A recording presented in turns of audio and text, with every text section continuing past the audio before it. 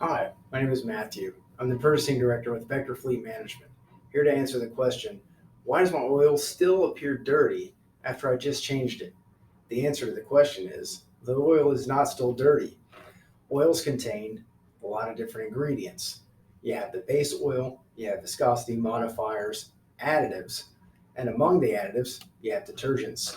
Once we've changed the oil, the detergents and the additive package are the strongest that they're going to be during the life of the oil while it's in the engine. These additives and detergents go to work straight away, doing all the different things they're supposed to be doing to protect the life of the vehicle. So, when we first change the oil might still appear that it's dirty, when in actuality, the detergent package is doing exactly what it's designed to do. It starts cleaning everywhere that oil touches inside of the vehicle. It's no secret that engines are dirty, hot places. So, everywhere that oil can touch, it starts scrubbing away all the deposits that have been built up over time and gets rid of them throughout the life of the oil change. So, the next time you drain the oil, it was cleaner than it was when you put it in last time.